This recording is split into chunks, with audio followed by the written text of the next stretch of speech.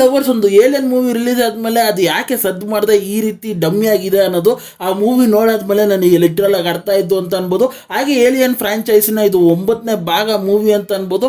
ಹಾಗೆ ಇದು ಒಂದು ಫಸ್ಟ್ ಪಾರ್ಟ್ನ ಏಲಿಯನ್ 1973 ರಿಲೀಸ್ ಆಗಿತ್ತ, ಅದರದ್ದು ಒಂದು ಸೀಕ್ವೆನ್ಸ್ ಅಂತ ಅನ್ಬೋದು ಈ ಮೂವಿ. ಹಾಗೆ ಏಲಿಯನ್ಸ್ 1983 ರಿಲೀಸ್ ಆಗಿತ್ತಲ್ಲ, ಅದ್ರ ಹಿಂದಿನ ಭಾಗ ಅಂತ ಅನ್ಬೋದು. ಇದೆರಡರ ಮಧ್ಯೆ ಈ ಮೂವಿ ಸಿಗಾಕೊಂಡು ಅದೇ ರೀತಿ ಒಂದು ಶಿಪ್ ಜೊತೆ ಡಿಸಾಸ್ಟರ್ ಮಾಡ್ಕೊಂಡು ಹೋಗಿದೆ ಅಂತ ಅನ್ಬೋದು.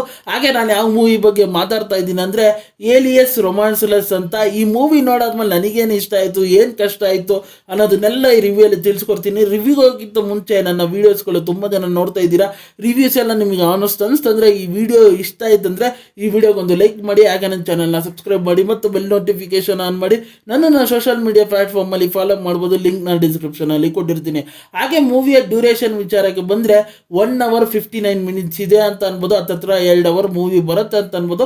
ಹಾಗೆ ಈ ಮೂವಿಯ ಒನ್ಲೈನ್ ಸ್ಟೋರಿ ವಿಚಾರಕ್ಕೆ ಬಂದರೆ ಒಂದು 6 ಜನ ಸ್ನೇಹಿತರು ಅವರ ಭೂಮಿಯ ಮಂಡಲದ ಮೇಲೆ ಒಂದು ಯಾವುದೋ ಅನಾಮಸ್ ಶಿಪ್ ಬಂದಿರುತ್ತೆ. ಅಲ್ಲಿ ಯಾರು ಜನಗಳು ಇರಲ್ಲ, ಆದರೆ ಆ ಶಿಪ್ಪಲ್ಲಿರೋ ಕೆಲವೊಂದು ಬೆಲೆ ಬಾರೋ ವಸ್ತುಗಳು ನಮಗೆ ಉಪಯೋಗ ಬರುತ್ತೆ, ನಾವು ಫ್ಯೂಚರಲ್ಲಿ ಡೆವಲಪ್ ಮಾಡ್ಕೊಬೋದು ಅಂತ ಹೇಳ್ಕೊಂಡು ಈ 6 ಜನ ಸ್ನೇಹಿತರು ಆ ಶಿಪ್ಪಿಗೆ ಹೋಗ್ತಾರೆ.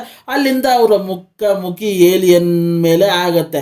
ಅಲ್ಲಿಂದ ಅವರ ಜೀವನನ ಉಳಿಸ್ಕೊಳ್ಳೋಕ್ಕೆ ಹೇಗೆ ಓಡಾಡ್ತಾರೆ ಮತ್ತು ಕಥೆಯಲ್ಲಿ ಏನು ಟ್ವಿಸ್ಟ್ ಅಂಡ್ ಟರ್ನ್ಸ್ಗಳು ನಡೆಯುತ್ತೆ ಅನ್ನೋದನ್ನೆಲ್ಲ ನೀವು ತಿಳ್ಕೊಬೇಕಂದ್ರೆ ಈ ಮೂವಿನ ಹೋಗಿ ನೋಡಬೇಕು. ಹಾಗೆ ಮೂವಿ ನೋಡೋಕ್ಕಿಂತ ಮುಂಚೆ ಖಂಡಿತ ಮೂವಿಯ ಫಸ್ಟ್ ಪಾರ್ಟ್ನ ನೋಡಿ ಕಂಪಲ್ಸರಿಯಾಗಿ.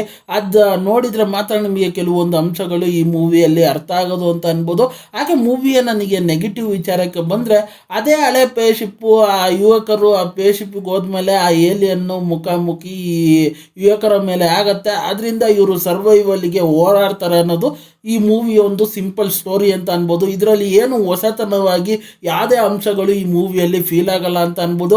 ಹಾಗೆ ಆ ಏಲಿಯನ್ನು ನಿಮಗೆ ಮೂವಿ 40 minutes ಆದಮೇಲೆ ಏಲಿಯನ್ನ ಎಂಟ್ರಿ ಆಗ್ಬೋದು ಅಂತ ಅನ್ಬೋದು. ಅಲ್ಲಿಂದ ಒಂದು ಭಯ ಪಡಿಸೋಕ್ಕೆ ಪ್ರಯತ್ನ ಮಾಡ್ತಾರೆ. ಆ ಭಯ ನಮಗೆ ಲಿಟ್ರಲ್ ಆಗಿ ಫೀಲ್ ಆಗಲ್ಲ ಅಂತ ಅನ್ಬೋದು. ಹಾಗೆ ಮೂವಿಯಲ್ಲಿ ಹಲವಾರು ಟ್ವಿಸ್ಟ್ ಆ್ಯಂಡ್ ಟರ್ನ್ಸ್ಗಳು ಕೊಡ್ತಾರೆ ಅಂತ ಅನ್ಬೋದು. ಅದು ಅಷ್ಟೊಂದು ಇಂಪ್ಯಾಕ್ಟ್ಫುಲ್ ಆಗಿ ಇರಲಿಲ್ಲ. ಹಾಗೆ ಈಸಿಯಾಗಿ ಹಲವಾರು ವಿಚಾರಗಳು ಪ್ರಿಡಿಕ್ಟಬಲ್ ಆಗಿತ್ತು ಅಂತ ಅನ್ಬೋದು ಸ್ಟೋರಿಯಲ್ಲಿ. ಹಾಗೆ ನನಗೆ ಆ ಸೌಂಡ್ ಎಫೆಕ್ಟ್ಗಳು, ಆ ವಿಜುವಲೈಸೇಷನ್ನು ಅದರಲ್ಲಿ ಲಿಟ್ರಲ್ ಆಗಿ ಯಾವುದು ಹೊಸತನವಾಗಿ ಕೆಲವೊಂದು ವಿಚಾರಗಳು ಫೀಲ್ ಆಗಿಲ್ಲ ಅಂತ ಅನ್ಬೋದು. ಇಷ್ಟು ವಿಚಾರಗಳು ನನಗೆ ನೆಗೆಟಿವ್ ಆಗಿ ಫೀಲ್ ಆಯಿತು ಅಂತ ಅನ್ಬೋದು. ಹಾಗೆ ನನಗೆ ಪಾಸಿಟಿವ್ ವಿಚಾರಕ್ಕೆ ಬಂದರೆ ಈ 6 ಜನ ಕ್ಯಾರೆಕ್ಟರೈಸೇಷನ್ನ ಬರ್ಕೊಂಡಿರೋ ವಿಧಾನ, ಹಾಗೆ ಥ್ರೂಔಟ್ ಅವರು ಮೂವಿನ ಎಂಟರ್ಟೈನ್ಮೆಂಟ್ ಆಗಿ ತೊಗೊಂಡೋದ್ರು ಅಂತ ಅನ್ಬೋದು.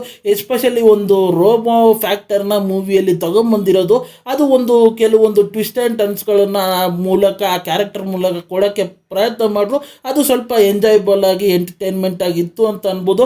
ಹಾಗೆ ನನಗೆ ಮೇಜರ್ ಆಗಿ ಇನ್ನೊಂದು ಇಷ್ಟ ಆಗಿದ್ದ ವಿಚಾರಗಳನ್ನಂದರೆ ಆ EFX ವರ್ಕ್ಗಳು ಸಖತ್ ಬ್ಯೂಟಿಫುಲ್ ಆಗಿ ಆಸಮಾಗಿ ಮಾಡಿದ್ರು ಅಂತ ಅನ್ಬೋದು. ಆ ಸ್ಕ್ರೀನ್ ಮೇಲೆ ನೋಡ್ತಾ ರಿಯಲ್ ಆಗಿ ಅಲ್ಲೇ ಇದೀವಿ ಅನ್ನೋ ರೀತಿ ಫೀಲ್ ಆಗುತ್ತೆ ಅಂತ ಅನ್ಬೋದು.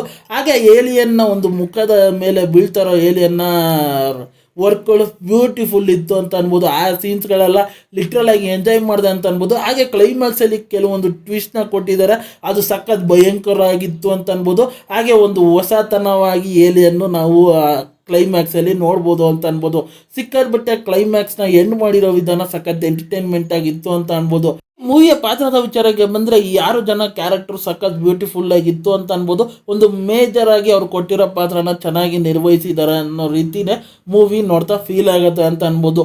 ಹಾಗೆ ನನಗೆ ಇನ್ನೊಂದು ಮೇಜರ್ ಆಗಿ ಮೂವಿಯಲ್ಲಿ ಇಷ್ಟ ಆಗಿದ್ದ ವಿಚಾರಗಳಂದರೆ ಆ ಡೈಲಾಗ್ಸ್ಗಳು ಹ್ಯೂಮರ್ ಭರಿತ ಇಲ್ಲದೆ ಸಖತ್ ಸೀರಿಯಸ್ ಆಗಿ ಡೈಲಾಗ್ಸ್ ರೈಟಿಂಗ್ನ ಮಾಡಿದ್ದಾರೆ ಅಂತ ಅನ್ಬೋದು. ಅದು ಇನ್ನೊಂದು ಎಂಗೇಜಿಂಗ್ ಫ್ಯಾಕ್ಟರ್ ಆಗಿ ಮೂವಿಯಲ್ಲಿ ಇತ್ತು ಅಂತ ಅನ್ಬೋದು.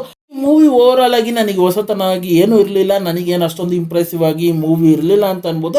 ಹಾಗೆ ಈ ಮೂವಿಗೆ ನನ್ನ ರೇಟಿಂಗ್ ವಿಚಾರಕ್ಕೆ ಬಂದರೆ ನಾನು 5ಗೆ 2.5 ಸ್ಟಾರ್ ಕೊಡ್ತೀನಿ ಅಂತ ಅನ್ಬೋದು. ಹಾಗೆ ಈ ಮೂವಿ ನೀವಿನ್ನೂ ಚೆಕ್ಔಟ್ ಮಾಡಿಲ್ಲ ಅಂದರೆ ಹೋಗಿ ಒಂದು ಸತಿ ಚೆಕ್ಔಟ್ ಮಾಡಿ, ನಿಮಗೆ ಇರೋ ವಿಚಾರ ಎಲ್ಲ ಈ ಮೂವಿ ಬಗ್ಗೆ ತಿಳಿಸ್ಕೊಟ್ಟಿದ್ದೀನಿ. ಹಾಗೆ ರಿವ್ಯೂ ನಮಗೆ ಅನಿಸ್ತಂದರೆ ಈ ವಿಡಿಯೋ ಇಷ್ಟ ಆಯಿತು ಅಂದರೆ ಈ ವಿಡಿಯೋಗೊಂದು ಲೈಕ್ ಮಾಡಿ, ಹಾಗೆ ನನ್ನ ಚಾನಲ್ನ ಸಬ್ಸ್ಕ್ರೈಬ್ ಮಾಡಿ ಮತ್ತು ಬೆಲ್ ನೋಟಿಫಿಕೇಶನ್ ಆನ್ ಮಾಡಿ. ನಿಮ್ಮ ಅನಿಸಿಕೆ ಅಭಿಪ್ರಾಯ ಏನೇ ಇದ್ದರೂ ಕಮೆಂಟ್ ಮೂಲಕ ತಿಳಿಸಿ. ಈ ವಿಡಿಯೋ ಇಷ್ಟ ಆಯಿತು ಅಂದರೆ ಎಲ್ಲರಿಗೂ ಶೇರ್ ಮಾಡಿ. ಮತ್ತೆ ಮುಂದಿನ ರಿವ್ಯೂಯಲ್ಲಿ ಸಿಗ್ತೀನಿ. ಅಲ್ಲಿ ತನಕ ನನ್ನ ಚಾನಲ್ಗೆ ಸ್ಟೇ ಟ್ಯೂನ್ ಆಗಿರಿ.